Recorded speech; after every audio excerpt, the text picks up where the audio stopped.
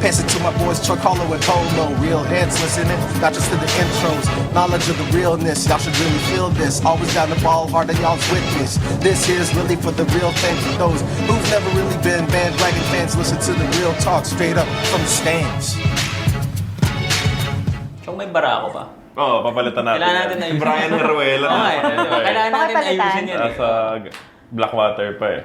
Okay, here we are, episode 11 from the stands, and this is our Game 7 preview. Super special Super game. special, sorry. I forgot to emphasize how special this was.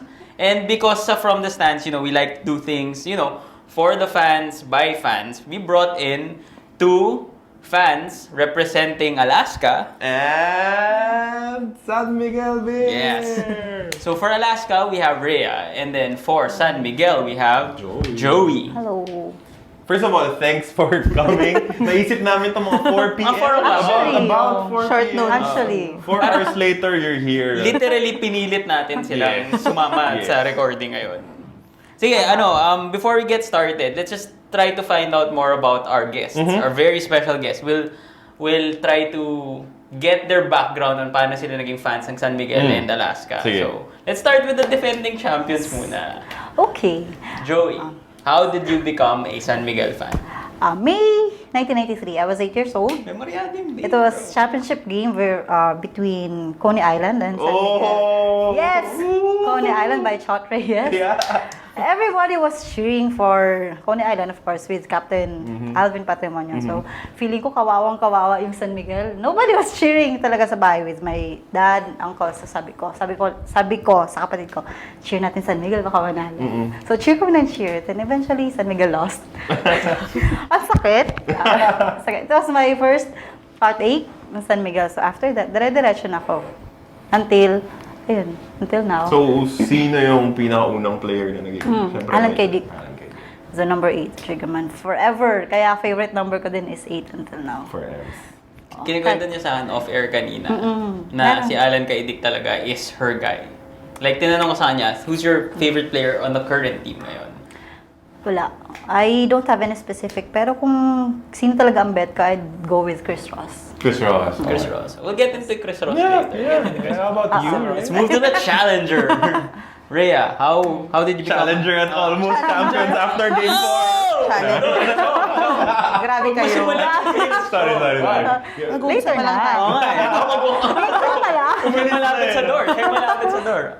Okay, how did you become an Alaska East fan?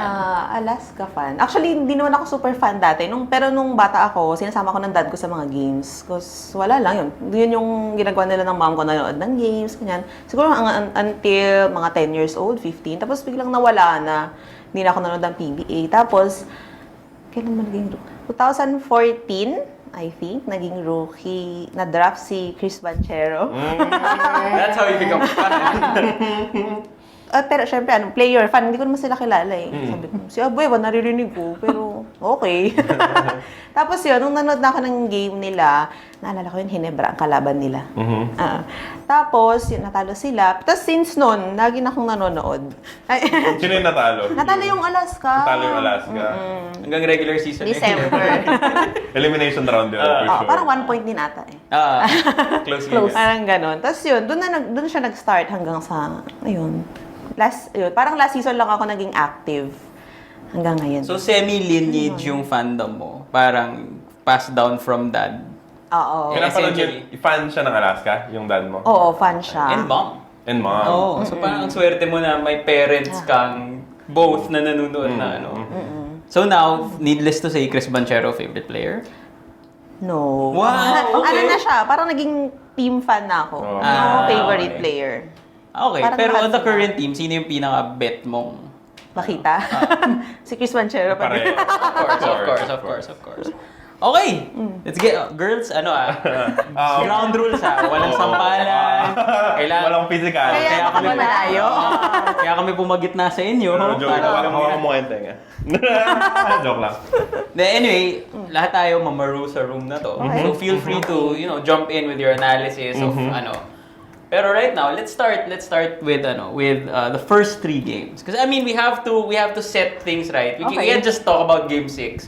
you have to set things Start. right. And Game 1. the first 3 games, I mean, it was close for San Miguel and Alaska, but Alaska ended up out clutching San Miguel always in the first 3 games. They were able to contribute in the clutch. And I mean, Carlo, I mean, how do you say, was that a troubling sign na ba yun? Na hindi an Alaska team that was fully healthy could not pull away from San Miguel without Junmar Fajardo? Tanong natin sa San Miguel fan, how good did you feel na kahit na walang Junmar Fajardo, nakakalaban pa rin yung game? Well, honestly, after the rain or shine semi-finals with San Miguel, Junmar got injured. Tapos, 70% of me, talagang, sige. They can have the championship. Yun talaga, parang ayoko umasa. But then, game 1, it was fourth quarter na lumamang ang Alaska. Sabi ko, uy, may chance. May pag-asa. So, umasa. I mean, you didn't expect a championship. You wanted a win. Yeah. It's two different things. Second game, ganun din. Uy, parang sarap pa rin. Sana makaisa. But then, game 3, dun ako parang, sabing, tama na yung moral win. Tama na. Eh, nakita ko sa game 3 kasi medyo pagod na yung team. Lumaylay. Oo. Wala na. Sweet na. Wala na. Gusto ko na mag-deactivate sa Twitter. But then, Hindi lang sa'yo. Hindi man lang sa'yo. Gusto ko. Ano ba, buhay ng Twitter ko ang San Miguel. So, game 4 came. So, nasa hospital kami nun. So, sobrang tense ako. Ayoko na manood. I was seeing mas lamang ang Alaska kaysa sa San Miguel. So, sagot ako, bakit nanalo ang San Miguel? Mali pala yung tingin ko. So, it's like, okay, eto na yung win. Sana isa pa. Then eventually nga, parang reactions din ng players na take it one game at a time. Siyempre ngayon, tabla na. Why would I want another win? I would want a championship na this time. I mean, Rhea, was it problematic for you na hindi kayo makalayo sa San Miguel na walang Junmar Fajardo? Or parang because San Miguel siya, okay lang naman na basta nananalo? Actually kasi naisip ko yun, sabi ko nung nawala si Junmar, di ba? Parang hindi siya nakalaro for the first 3 games. Sabi ko, hindi siya fact. Pero syempre parang naisip mo, wala si Junmar, may chance, ganon. Tapos, syempre takot ka na mas-sweep di ba? Tapos, yun, parang na-feel ko. Pero yung nanonood ako ng first 3 games, parang hindi ko na-feel na wala si Jun. Parang na-feel ko, wala siya, walang agad nagre-rebound, ganyan. Pero, parang hirap na hirap pa din sila manalo. Parang yung each win nila is, alam mong pinaghirapan talaga. Yun, ganun yung feeling ko. So, I mean, as an Alaska fan, may takot pa rin ba? I mean, going to games versus San Miguel, walang MVP. Do you go na with the feeling na baka umuwi kang talo pa rin yung Alaska? Or mataas ba yung kumpiyansa mo? Siyempre nag-hope ka, di ba? Pero yung feeling ko na mahirap pa din. Ang hirap pa din na kahit wala si Junmar. Kasi yun, parang feeling ko mas nakakatakot sila kasi wala si Junmar. Parang base, pero siyempre mamaro nga tayo, di ba? Oo, tayo lahat. Parang feeling ko, ang dami nilang pwedeng gawin. Wala si Junmar. Kasi pag naka-base ka lang dun kay Junmar di ba? Tapos nung nawala si Junmar, parang ang dami nilang pwedeng gawin na hindi alam ng parang hindi ko alam, hindi ko nakikita, ganun. Okay. Sige, let's move to after game 3. I mean, you're up 3-0. Ano yung feeling nun? Parang in your mind ba champions na ang Alaska or may takot pa rin? I mean, 3-0. That's in terms of hindi man kayo nakatambak or hindi nyo man natambakan yung San Miguel, but you had a commanding series lead. Was there a sense of parang sigh of relief or hindi pa rin? Hindi pa din Parang feeling ko, isa pa. Pero may konti. Sige na nga. Alam mo, dito mo nilabas yung swag. Kasi wala si Chuck. Wala si Chuck. Kailangan ng Alaska swag. Hindi, yung feeling na parang, 3-0. Parang ganun. Pero parang at the back of my mind, naisip ko pa din, shucks. Parang 3-0. Meron kang advantage, di ba? Kasi naka 3 wins ka na against San Miguel. Pero, parang nasa isip ko, pag nanalo San Miguel ngayon, may chance pa kami ulit. Tapos may chance pa kami ulit. Pero nasa isip ko hanggang game 6 na lang napatuha, if ever. Kasi game 4, naglaro na si Junmar, diba? 5. Game 5. Yun. Yun, parang yung game 4, hindi ko pa rin siya naisip na, sweep na to. Hindi. Parang kailangan pa ng one last push, parang ganun. Kahit nung lumamang na yung Alaska ng 11 points in the last 3 minutes. Ayun, parang feeling ko, shucks. Yun, yung time na yun, sabi ko, yung ganda after nung parang, ano nangyari? Ano nangyari? Parang blur na siya after. Oo. Yun. Ganun. Ikaw, I mean, Joy, what did you feel after nung Game 3? I mean, especially given the fact na at that point, wala pang Hindi pa kasiguraduhan klaro, si yeah. Junmar. So parang after Game 3, kinoncede mo na ba na tapos na yung Oo, series? Game 3. Ano na ako pa? Yun nga, I gave up na Game 3. Ang laki na lang lamang ng Alaska nung fourth quarter. Yeah, Game last 3 3. minutes. Yeah. So parang, okay, so sweep. Shocks, history. Defending champion, sweep. Tapos, ewan ko, for some reasons, ng Game 4, ang siguro, factor din talaga yung presence. I don't know. Kasi may jinx yun, di ba? Pag si player na award ng BPC or something, they usually, Have a bad game. oo. Yeah. Sabi ko, naku, ito na, Game 4, award kay John. Wala, sweep na talaga to. Pero something happened sa Game 4 na it was magical for SMB kasi last 3 minutes lamang Alaska. Dinadala ko si daughter sa room niya. Sabi ko, naku, wag na tayo manood. No, mami, manood ka. Mananalasan ko. Hindi na, pasok na tayo sa room. Tapos pagpasok namin sa room, sabay switch ng TV. So, iba pa yung tingin ko sa scores talaga. Tapos, nanood ako na replay. Parang lumalabas sa feed ko, nanalo San Miguel. Manood nga na replay ko, shucks, nanalo pala talaga. So, it was really something na siguro boosting their confidence. Kasi San Miguel's a proud team. I mean, lalagay sa history books nila na they got swept. So, ang feeling ko nga, ang gusto lang talaga nila, makaisa lang eh. Para hindi lang sweep. Oo. But then they wanted more. We wanted more, so. Yun. Well, Ano kasi Game 4, bro? Game 4. Si James nakabihis na. Si naka-Amerikana na. Ready na siya Kasi siya yung mag-award. May picture yun eh. Si Mara, ready na yung tanong niya for Alaska. Lahat ng players, sinulat niya na dun sa notebook niya yung mga tanong niya for because, I mean, 3 minutes. You're up 11 in 3 minutes, yeah. Kami, I mean, you need to prepare Yeah. for your work. So parang, nung paubos yung oras, parang si James pinapawisan. nung after the steal and the 3-point shot By Marcio to cut it down to 6. tinatanggal ko na yung coat ni Relax ka muna, bro. Next time Parang na yan. siya yung naka-jinx eh. I mean, that was parang for me, it felt like the last stand na parang sige, talunin nyo kami, pero hindi nyo kami sweep. Kaya namin kayong talunin na wala si Junmar, hindi nyo kami masasweep. I thought that was it. Yeah. I really thought that was, I mean, the one win. Rhea, Game 5, pinicturean ni Chuck si Junmar Fajardo, tinweet niya, tapos nakita mo. Oo. Initial feeling. Na-stress ako. Yung video, was it the Maglalaro. video? No, it was Ayun, just a the picture picture. of Junmar in uniform, getting Shooting. shots up. Yeah, getting I shots up. saw that. Yung feeling ko ngayon sa Game 4, di ba, nanalo sila. Nandun si Junmar, di ba? Yeah. Parang feeling ko nandun lang si Junmar, nabuboost up na yung confidence nila. Yung ganon. Tapos naglaro pa siya ng Game 5. Limited minutes lang yun eh, di ba? Game 5. Yeah, limited. Oo. Sabi ko, ano ba yan? Parang feeling ko pagka inuupo siya, kailangan mag-hustle yung Alaska para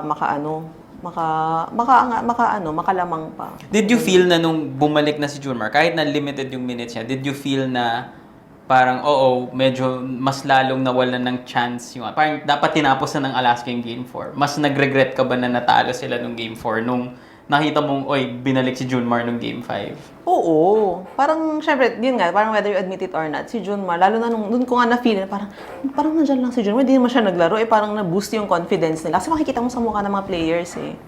Nung Game 4 kasi, he was in, Awarded. he was in nandun the lang siya. arena. Oo, yun. Ano yung feeling, parang may magic, ganon. Ikaw, what did you feel? Nung nakita mo yung First picture? time makita mo siya. Paano mo muna nalaman? Picture. Twitter. Twitter. Twitter. Sabi ko, Game. hindi, paasa to eh. So, Paasa hindi mo to si pala- Junmar eh. hindi Hindi, mo maglalaro no, ka. wala Okay. talaga. Kasi, in Coach Leo, we trust, diba? Sabi niya, Game 7 niya papalaroin. So, sabi ko, to si Junmar, paasa to eh. Pa-boost lang siguro to ng moral. Kasi ang laki ng factor ng presence niya ng Game 4. Pa-uniform, hindi naman ito maglalaro. So, ganun pa rin yung talaga. inisip mo. Okay. Tapos, nung pumasok siya, di ba, matatapos na yung first quarter, I was literally shouting sa loob ng hospital sa quarter, anak! Maglalaro si Junmar. As in, sumisigaw talaga ako. It's a renewed feeling. Sarap na feeling. Parang, the chosen one is here. Chill na kayo. Ayaw na to. Yung parang gano'n na feeling. So parang savior talaga yung dating dito. Chosen one. Yung chosen one. Kasi feeling talaga namin, though, Junmar kasi is a very big part of San Miguel, di ba? Literally and Oo, figuratively. yeah, both. Kasi sabi nga ng isang Twitter friend ko, he's like the sa San Miguel. I mean, the 4 can function, pero it won't function well without the Ang thumb. hindi makakahawak Oo. kung wala yun. Though we do admire yung nag-step up yung other players very much. Di ba nakita na may ganung, may number 1 draft pick, Chenes pa si YDO. So, Chenes. Nakitaan pa siya na mga moves niya before. So, Ikaw, Carlo, sorry, just have to ask. Which was a bigger turning point for you? That fourth quarter stand in Game 4 or the return of Junmar in Game 5? By far, that fourth quarter stand. Because, I mean, just for starters, Game 5 would not have happened yes. without Game 4. Second, iba kasi yung iba yung San Miguel na may kumpiyansa na kaya nilang talunin yung Alaska without Junmar Fajardo. I mean, Alaska is the best defensive team in the league by far. Yeah. I mean, yung defensive schemes ni Coach Alex are Creative and fun. amazing. But alam niyang depensahan yung lumang San Miguel. Alam niyang depensahan yung 40-minute Junmar Fajardo. That's true. Yung 40-minute Arwin Santos. But now, parang if you look at Game 6, third quarter hindi naglaro si Junmar. Si Yancy yung naglalaro. Maganda yung nilalaro ni Yancy. Kinailangang ipasok si Sunny. Pagpasok ni Junmar nung fourth quarter, iba ka lang yung nakatapat. At tas ang dami ng fouls ni Sunny. So, it's I guess, the injury ni Junmar, kahit, of course, it was horrible for him. Parang may natulong siya eh. Hindi mo pwedeng sabihin blessing in disguise. Diba? Hindi siya pwedeng sabihin na completely negative. So, I think kailangan mo nang patawarin si Joie Ibanez. For the fact na maroon siya, sige, pwede. Pero, yun lang. Yun lang, doon lang. Yun yung roots. Sige, Yun lang yung connection namin. More than that, maala ka na mo. Sige, let's move into Game 5 because I wanna talk about Arwin Santos. I mean, Junmar came back in Game 5, but Arwin Santos had an MVP performance. It was a BBC. 22.6 BBG, sorry. Yeah, Double 22.6 in rebounds. Did you ever give up on Arwin at any point in the series? No. Actually, naawa ako sa kanya kasi feeling ko lost siya on what to do first. Should he score? Should he defend? Kasi it's like, though hindi naman niya role to fill in doon kay Junmar, pero the fact that he's the captain, he's the one of the veterans doon sa starting 5, feeling ko kinakargo niya yung kay Junmar. So, awang-awa ako. Then, he does not score well. He did not score well for the past games, di ba? Yeah, So, feeling ko nung dumating talaga si Junmar, more than the team, nag-benefit din si Arwin dun eh. Kasi, ang laki nang nawalang responsibility sa kanya. Ang laki na nawalang attention sa kanya. Kasi, I mean, dun sa previous games, tutok ang Alaska sa kanya. Parang, for the Alaska team, parang it's one person less to think about. So, I mean, performance ni Arwin, makikita naman, di ba? Though may mga fans na naiinis, pero feeling ko naiinis kasi sila kasi they were expecting more. Siguro not to the point of getting the MVP numbers, pero for pang konti, Arwin. Parang energy. Konti pa. Pero paano yun? I mean, San Miguel fans, siyempre friends din kayo sa Twitter. You talk a lot. And then, hindi naman kayo pare-pareho yung opinion. Siyempre, parang may makakausap ka na, ay, galit kay Arwin Santos. How do you react? Actually, wala na sila. Nandun sila sa isang account ko. Wow, dalawang account. Wow. Two account. Kami, isa lang. Sorry, verified ba yung isa? Hindi kasi, parang I don't want to judge Arwin because of this series. I mean, the guy did so much. Sorry, oras na ng pills Si Arwin tumatawa. Oras na ng pills ko. Hindi kasi, di ba, he was the former MVP, finals MVP. Yeah. Parang unfair naman just because ganito yung performance of this series, you would want to trade him. He has shown you great performances for the eliminations, di ba? It's unfair. And the fact na hindi kompleto ang team eh. Hindi naman isa lang yung nawala. Nung nawala si Junmar, it's the whole team that suffered. So that includes Arwin. So, pagbigyan nyo na. I mean, tingnan I'll nyo. switch to the other side of the though. I mean, Vic Manuel. How proud of you? How proud are you of Vic Manuel? And considering him playing so well against a former MVP in Arwin Santos, was this expected? Did you ever expect this coming from Vic Manuel? Vic Manuel. Actually, di ba, ginagawa na naman niya dati yun eh. No. But parang ginagawa niya ngayon ng mas maganda. Tsaka mas magaling siya ngayon. Parang, yun nga, yung sa playoffs pa lang napansin ko na, uy, parang lagi siyang best player, ilang games yun eh. So parang hindi ko siya na-feel na biglaan, parang it slowly, Gradually yung pag-grow niya.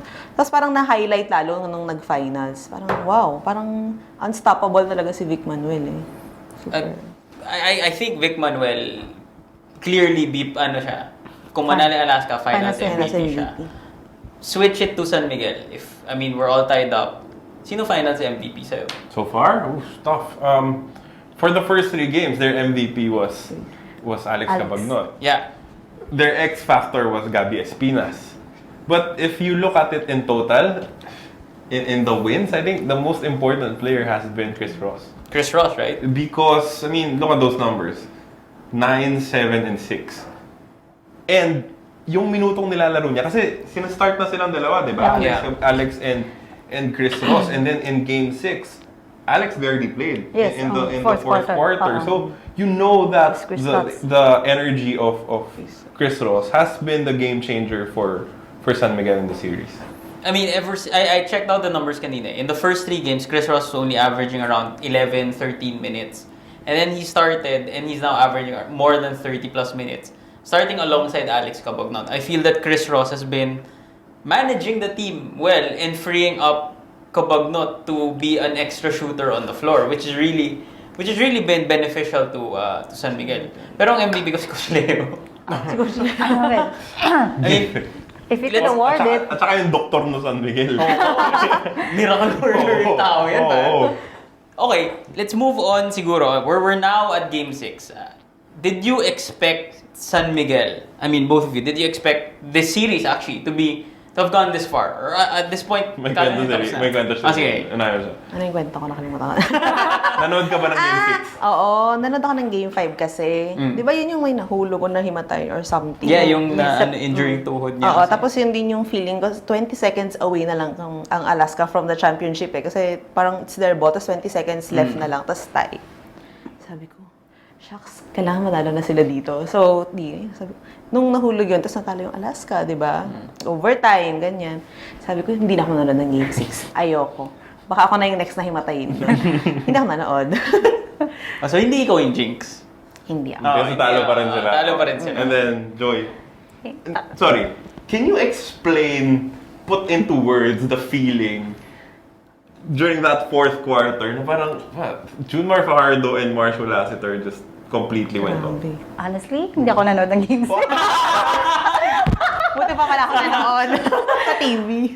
Yung stress level ko was high above my head. So you chose not to watch it? Twitter lang. Tapos mas nasa-stress ako sa Twitter. Kaya nga eh. Ang ginawa ko, hindi ako nanood, promise. Completely. Hindi. Completely. Replay na lang ako. Team replay ka. Oo. Kasi alam mo na manalo.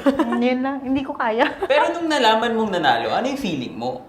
Kasi, I'm sure you found out through Twitter na nanalo yung San Miguel. Sarap magyabang. Honestly, ang sarap magyabang. Parang,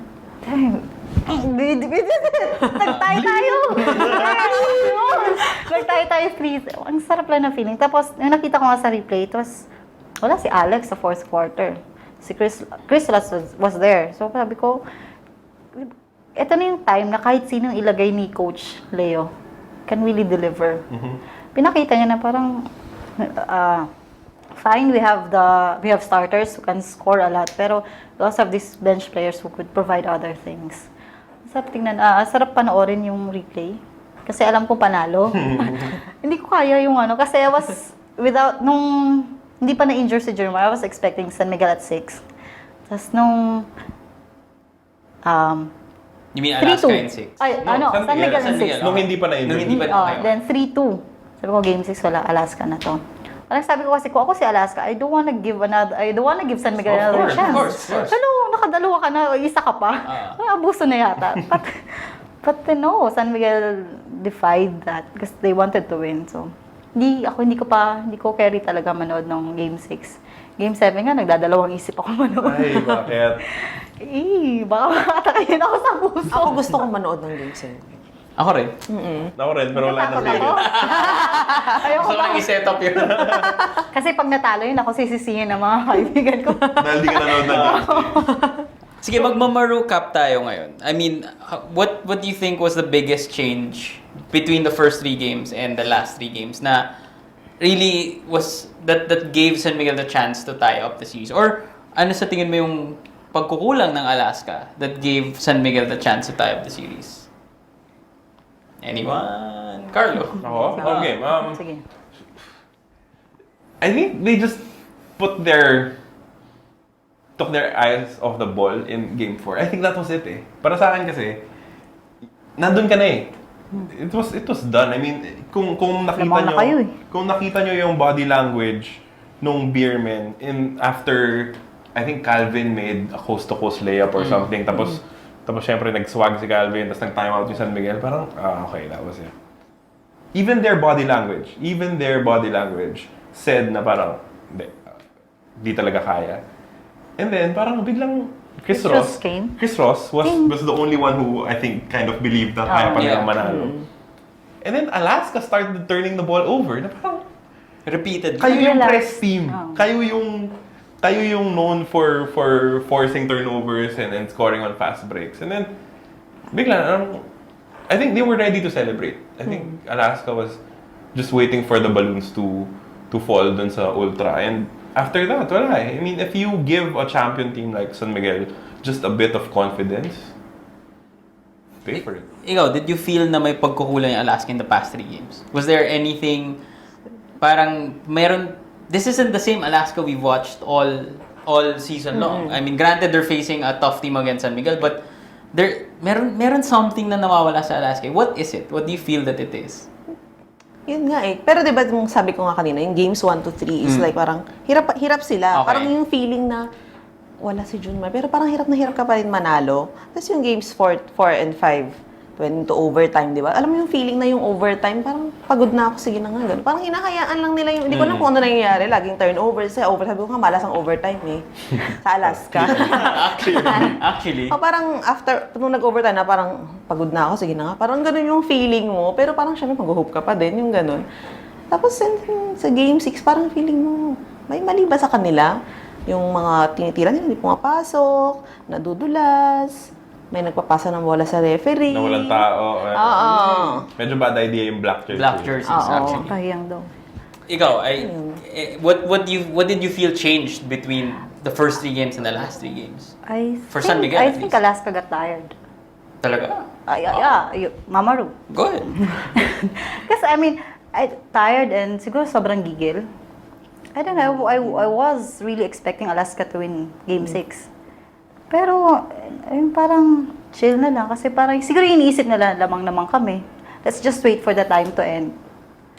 I mean, you should not, sabi nga ni Carlo, you should not be expecting like that when you play against San Miguel. It's a tough team. It's a championship team. I don't know what happened with the players. Kasi wala naman akong pakialam sa kanila. Pero parang, the way I look at it, parang, Cyrus Baguio had a bad game.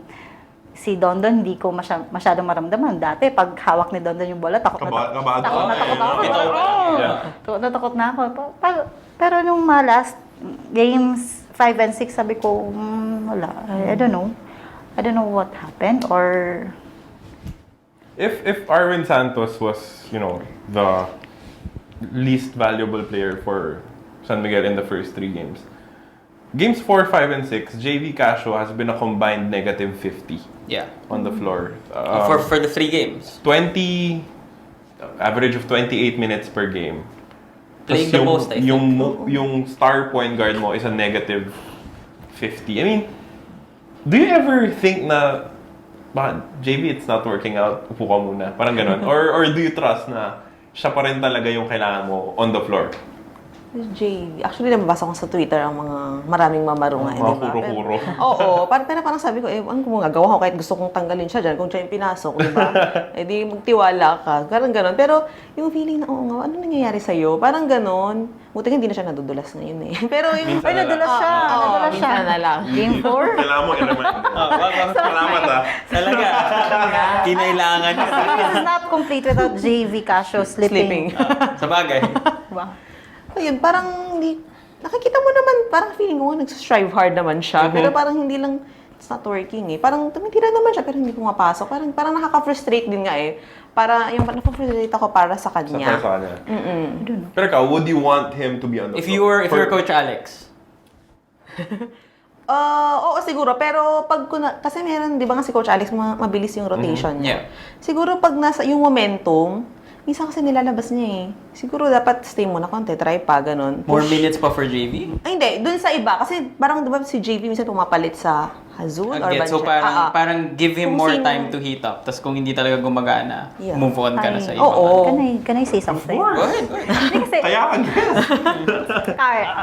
kasi naisip ko lang, Coach Leo, the fact that he did not have Alex Cabagnat play fourth quarter. So parang sana makita din ni Coach Alex yun na even if you trust your starters, if they do not fit well, maybe you could check your bench and pick somebody there. Yung magic bonnet thing. Ba't mo tinutulungan niya? I'm a good girl. I don't pick fights. Ikaw, Carlo, do you think that, okay, number one, I think we all agreed that in Game 6, Coach Leo outcoached Coach Alex. As 4, 5, and 6. Okay, as good as a Coach Alex is, Coach Leo has been in the past 3 games out-coaching. Maybe even For the much entire of the series, For the entire yes. series, yes. Is there sort of stubbornness with Coach Alex that needs to change? Because Coach Leo adjusted. I don't think Coach Alex has yet. I think so. I mean, pero yun din kasi eh. You know, Alaska is big on identity. Yeah. Parang, siguro in the PBA, yung brand nila is the strongest. Because, well, it's been Uy Tengsu for forever.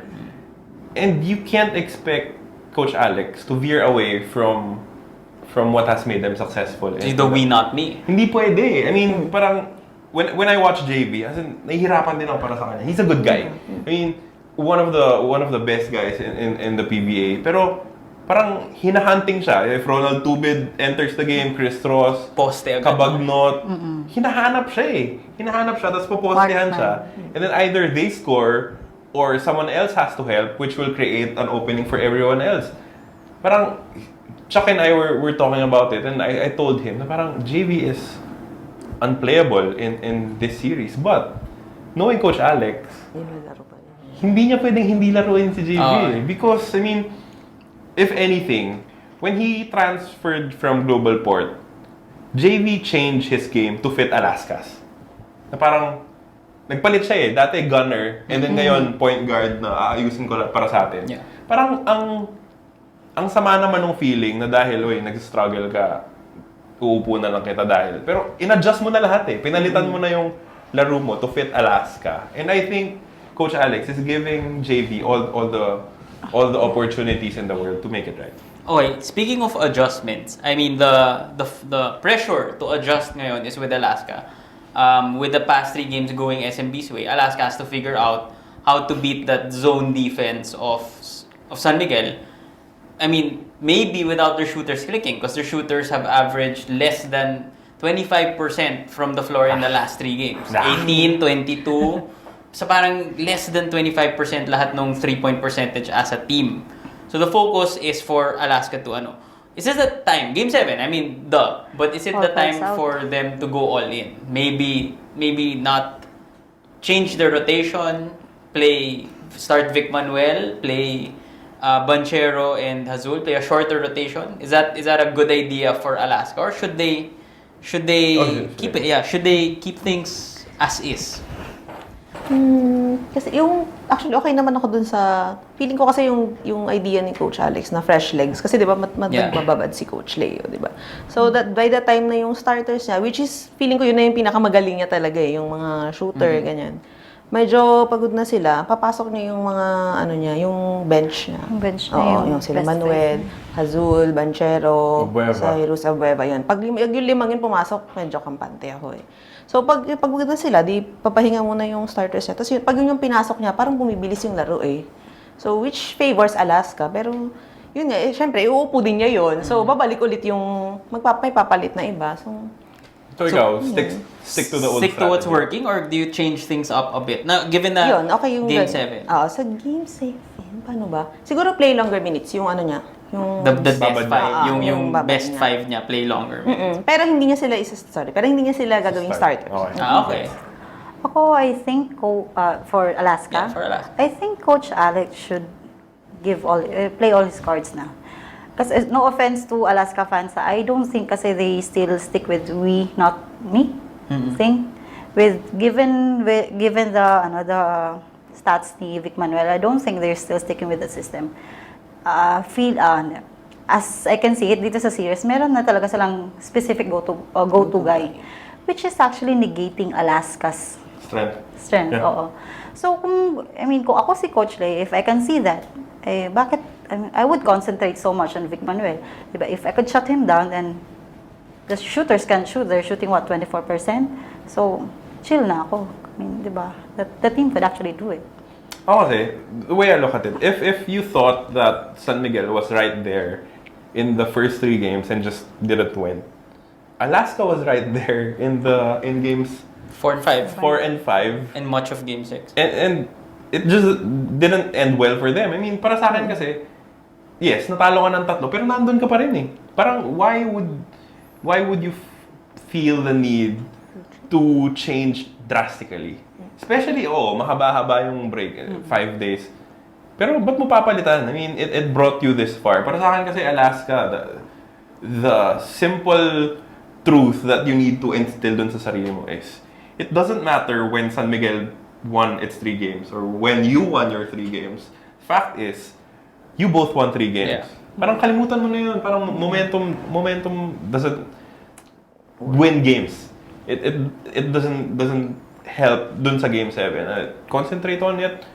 You have a system, trust it, and maybe it will win you a championship. So hindi ka naniniwala sa momentum? In the series, Moving to in a game series 7. to game 7, I don't think so. Kayo, do you guys believe in momentum, or has it shifted? Do you think that San Miguel has momentum now? Well, of course. Yes, of course. Kasi, trying to contradict Carlos' opinion. Kasi, if I were Alaska and I've been successful with the system, why didn't I win in 4 games? Diba? So, yung momentum nasa San Miguel. Parang, I've been Dapat nanalo ka na. parang, hello. Diba? San Miguel is one key player less. So, I don't have any reasons to, diba? I don't have any reasons para manalo ang San Miguel sa akin, given that I've been playing the system since day 1. So, yun lang. Parang if it didn't work, so, tweak something. Probably. Ikaw, takot ka bang momentum is with San Miguel now? Oo. Kasi parang yung feeling na, di ba yung 3 game, parang tie siya di ba? Yeah. Tie, 3-3. Pero yung feeling ko na underdog ang Alaska. Uli? Oo. Feeling ko, siguro feeling mo, ganyan siya. Okay, ganun yung feeling natin. Hindi ko feel na, nakatatlo kami, nakatatlo sila. Parang it's a tie, ganun. Pero hindi ganun yung feeling ko. Parang feeling ko, struggle again next game. Parang ganun. Feeling ko nga, hindi masyadong nahihirapan ng San Miguel. Ako baliktad. Kasi though the momentum is with San Miguel, hindi kasi, Ang humble nyo. hindi, ang momentum though nasa San Miguel, pero looking back at their eliminations game, sabi ko, feeling ko ganun kasi magiging approach ng Alaska eh. Ano nangyari sa San Miguel noon? Di ba? Okay. So, pareho yung feeling underdog yung feeling. May pattern. So, wala. So yung magcha-champion, Hinebra. Kasi hindi, ako never kong na-feel na underdog yun. Diba? Overdog lagi. Overdog ang Hinebra eh. Ito iba, okay lang iba, wag lang Hinebra. Ako na mag-walk out. Ako bala dito. Okay. Okay. Long layoff. 5 Mm. days. 5-day break. Who does that favor more? San Miguel. Really? Yes. Okay. Ikaw? Siyempre, Alaska. Favor? Dahil Favor kasi, more time to adjust? adjust and siguro review their San Miguel strategy. And kasi di ba yung game 6, na-eject si Abueva. Feeling ko na ma-fuel up siya dun eh. Tapos yung one sportsman Parang of the year. ang tagal mong papaantayin siya. Tapos parang birthday niya ata sa Thursday. I Ang birthday din think si that would be a Banchero, good talo din ng Alaska. Never siya! Wow! Hashtag facts. Ako, I agree with Rhea. I think it favors Alaska in the sense na pag nilaro mo a day after, momentum still there. This somehow slows down San Miguel's momentum in the sense na hindi na ganun ka-init yung their biggest win, essentially. And Alaska gets to also regroup. Hindi yung bigla mong binato, tas same zone. Ay, sige. Ano teammates tayo dito, teammates? Tabi tayo. Makasampal. I mean, Junmar Fajardo was, what, 70% healthy in Game 5? Maybe 75 in Game 6? So, 5 days of rest for that knee for the two-time MVP is... Ako, if I'm an Alaska fan, parang ako... Junmar beasted in the fourth quarter of Game 6 and give him rest. Ako kasi, Alaska, Ako, looking at it, as in basic lang, I mean, yung unang tingin, I mean, momentum is with SMB. But then if you dig deeper, mas na yung Alaska na nandiyan si Junmar. Yun. Diba? Baka naman, by this time, yung nag-a-adjust na sila, given na sinasabi na maglalaro na si Junmar sa Game 7. So, for Alaska, it would be easier. Unless Coach Lay decides na, sige, ano ka na lang din, limited minutes ka. Yeah. That would disrupt, di ba, Alaska's thing eh. Yun kasi yun eh. Parang Alaska is struggling with what Coach Leo is doing. Yeah. Parang, hindi. Ano ba talaga? Hindi, lalaroin ko si Yancy. Ang gagawin nyo.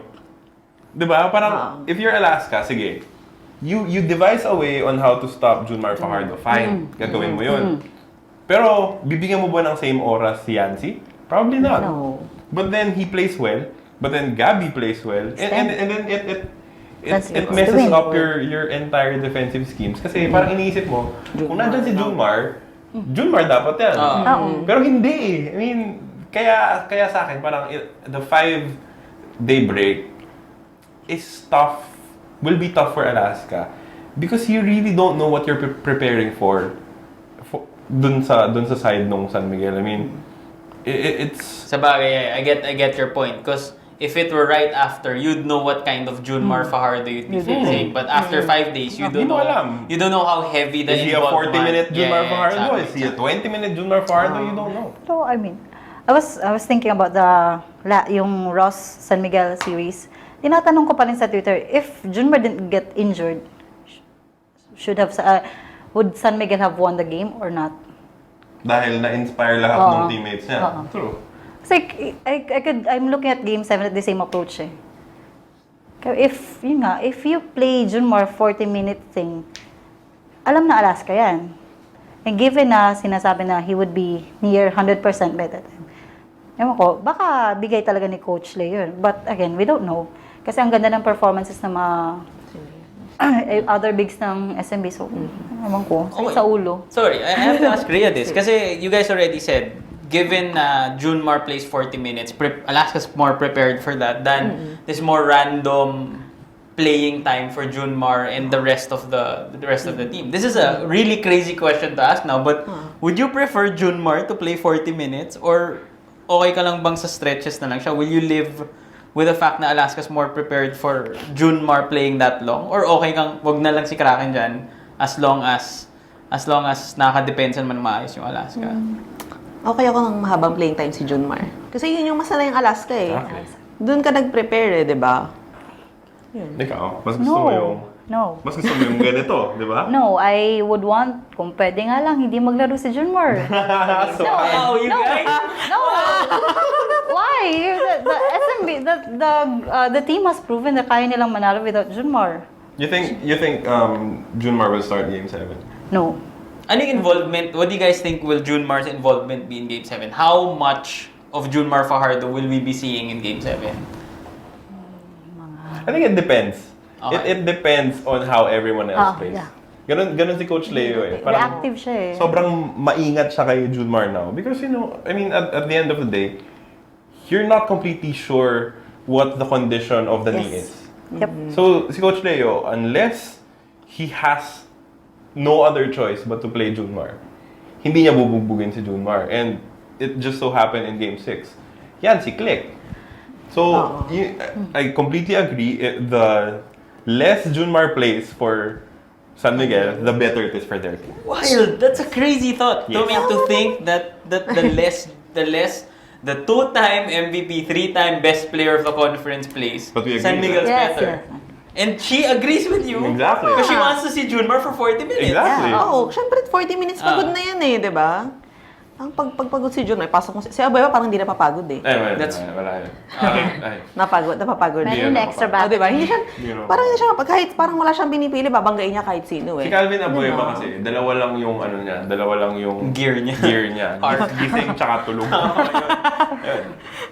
Based on your FIBA experience. Oo, of nagising yan sa aeroplano. Walang matutulog. Guguloy niya lang. Walang matutulog. Damay-damay lahat. Okay, for Alaska, we've talked about JV Castro, but is there another player that you prefer, that you'd want to see step up besides JV, or si JV talaga yung nakikita mong magiging, like, is Banchero the guy, is Hazul the guy? Who do you want to see step up for Alaska? Si Hazul, magandang performance sa these finals eh, di ba? Siguro si Dondon. Kasi, Don, Grabe, no? Kailangan no? kailangan eh. Kahit Zone anong- breaker. Oo, tapos parang, binabantayan siya, pero parang pag tumitira siya, parang feeling mo wala namang tao sa harap niya. Parang gano'n, tapos, bakit hindi pa mapasok? Yung gano'n na feeling. And you know, Don is chasing his first All-Filipino Yes, crown. that's The true. only thing missing from his hardware. entire collection. So parang I'm sure there's still frustration for you na parang ba't hindi makalaro si Don ng maganda. Wala. Okay na ako. Kasi, ayoko no. Maglaro lang si Dondon na maganda eh. Kabado na ako. I mean, Dondon is a known shooter. Diba? Sa kanya nga, diba? Sa kanya, Marshall took his lessons from him. If, ngayon kasi, kung makikita mo sa games, hindi naman tambakan eh. If Dondon steps up, wag naman sana, Lord. Grabe ka. Here we go! Okay na ako if Dondon steps up, then Marshall doubles it. I'm good with it. So mga final si Don, makasense ko. Yeah, I'm good with that. Pero kung si Dondon lang, ayoko. I mean, the San Miguel is always still fearful of Dondon. You don't know how... Are you? Yeah, of course. Sana nga. Minsan nga, pag nagmi-miss siya, we're still thankful. Dondon, thank you. Dondon, thank Love you, you. Don. Oo, mga ganon. So, Sige, let's put a nice bow in this. How would it feel for you? Both sides kung manalo ng Alaska at kung matalo sila. I mean, what's the feeling of Alaska winning a tough series against the defending champions? And then how did it also feel parallel universe kung matalo sila after leading 3-0, 3 games to Parang none? nasweep din sila nun eh, no? Essentially. Actually, pag nanalo sila, yung feeling ko ngayon, parang napagod na ako na, Game 4 ito na, Game 5 ito na, Game 6 ito na. Yung Game 7, pag nag-champion sila, parang feeling ko, ay, salamat. Relief. Oo, relief na. Tapos parang feeling ko kasi parang, sige na, bigyan nyo na sa kanila. Ganun yung feeling kasi parang feeling ko hirap na sila. Yung ganun. Pag natalo, oh well. It's San Miguel. Oo, San Miguel. ako? Parang wala ka nang talo pag San Miguel beer fan ka eh. Hindi, no. I won't accept, Talaga? I won't accept this Game 7 loss. Talaga? Kahit na? kahit Hindi na. siya moral victory? No. Kasi pinatunayan niyo na sa amin na kaya niyo. Bakit hindi niyo gawin ulit? So, mas paasa sila kung matalo pa sila ngayong Game 7. Oo. Though a lot of fans would claim na, hindi, okay na, hindi manalo, napakita niyo na magaling kayo. No, I mean, if you are to expect excellence from a team, hindi na okay na yung tatlo niyo. Why? Isa na lang yung Kinaya niyo. Oo nga eh. No, I'm not accepting a 3-win series. Ikaw, are you accepting loss? No more na, no? Kailangan manalo. Oo, kailangan manalo na. Pero kung matalo, hindi gagawin ko. Parang Alaska will be in the history books Yeah. for all of the wrong reasons. Yeah. Oo. Oo. Parang, I mean, how does this work in terms of legacy for San Miguel if they do win? one, of course, they add another Philippine Cup title. Yeah. Two, they add dun sa lamang nila over Alaska because The championship sila league. yung humahabol eh. And you know what? For you to be the first team in 15 tries to erase a 0-3 deficit, parang paano mo pa sisirain yung legacy ng San Miguel Beer? You can't. That's there forever. Sige. Let's go. Final question. Who do you think wins And who do you think? No, tama. Ako may Carlo, Okay, fine. Carlo na. Nakakatakot yung final question. The only way San Miguel wins is if Mamaya na ako. Sandali lang. I like that question. the only way San Miguel wins is if Ako, I'll start it. sige, Okay. sige. Si Carlo is very fishing. The only way San Miguel wins is Only way. if Alaska can't shoot the ball. threes. Threes. Threes. They need the 3-point shot to break the zone. For me, that's the only thing Coach Leo hasn't unlocked. That Coach Alex hasn't unlocked. That zone defense. They've tried so many ways to break the zone defense, but they still need the shooters to click. And if the shooters can't work, then San Miguel wins. Same answer. Nunahan mo ko. Sorry. Hindi, yun parang konting additional lang. Yun nga, pag nag-click yung shooters sila. And siguro if JV, Casio, That part. Shows up. It's not a Performs. negative 20. Joy, the only way Alaska wins is if They don't stick with Vic Manuel. What? Yeah. Because it becomes predictable. Spread it out. To spread it out, we not Yeah. yung laruin Of mo. course, I yun yung like it. Actually, pag naglalaro sila, pasa nyo na kay Manuel, Ganun na lang diba? yun, no? Oo, Yeah. ganun. Kasi nga, hindi Ilagay nag-work mo yung si John outside shooting kay eh. Manuel would be Tapos na. having a hard time. Yep. Wow. Coach Alex. Hi. Nag-a-apply. Nag-a-apply po siya. Na-spy ako ni Coach Leo. Well, I guess the fans have literally spoken. San Miguel in 7, Alaska in 7. Impartial. Wala. Inebra. Inebra. Wala, dapat meron din. Kung nandito si Chuck, ano yun? Alaska in 7. Bias Alaska in 7. yun. Okay, I mean, that was a fun breakdown of Game 7. A really unique take on Game 7. So, Dami ko natutunan sa actually, inyo. Thank mga you. mamaru. They're more mamaru than So again, Actually, kung gusto nyo sila feeling umalis, Twitter names are Rhea and Joie Girl _ Yeah. Alright, that'll do Nakamute it. naman yung Alaska fans. Tapos na ba tayo? O-break tayo? Tapos na ba? Magbe-break muna tayo. Hindi kasi marami silang babatiin eh. Yeah, sorry. Shout Sino out muna? time. Shout out Go, time. go, go. Okay. Defending Every champion. Alaska. Defending Defending champion. Marami, mahaba pila ko. Ay, pila ko sige, lista ko sige. na. Alaska. Defend. Ay, Go, go. Go. Okay, yun. I like yung sila, sila Jermaine, Nevere, Melanie, Enrico, and, nakalimutan ko. At saka si, Mai. And yung parents ko, Papa, Alaska, Yeah. yung Game Ay, Mama. 7. Yeah. Mama, yun. Ako, iswing ko na ng ganito. Go, Kasi go, may go. mga nagpapabati sa Twitter. Paul Henry, Paul_Adecoa, and Nad Lacuna ng Baguio City. Go. Sabog po ang Twitter notifications ko. Like, ayan, I'd like to hi sa Gas Boys, SMB Boys. Hindi ko na kayo iisa-isahin. Isa-isahin mo na. Oh. Wag na! Dami na din, of course, sa group page, fan group namin. TBSMB. Yan. True Blooded San Miguel. So, hi there. Okay. Alright, that'll do it. So we'll be back next week. And I'd just like to thank our Championship episode. Championship Pahabol. episode. Shout out kay Angel Chensa. Okay. Sorry, no.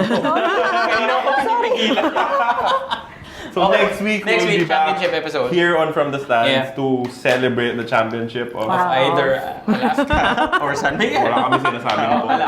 Wala kaming Unbiased unbiased kami. opinion. Unbiased kami. And I like- we will have Chuck back for Yeah. that episode. I'd like to thank Rhea and Thank Joie you din joining for having us. Thank you. It was great after 4 hours of Of no planning. Thanks for joining us. And that'll do it for episode 11 from the stands for Carlo. And for Chuck, who's not here, I'm Polo. See ya! The views and opinions expressed on any program are those of the persons appearing on the program and do not necessarily reflect the views and opinions of the New Media Factory. Some programs on this network might include strong images and language and may not be suitable for all audiences. Viewer discretion is advised.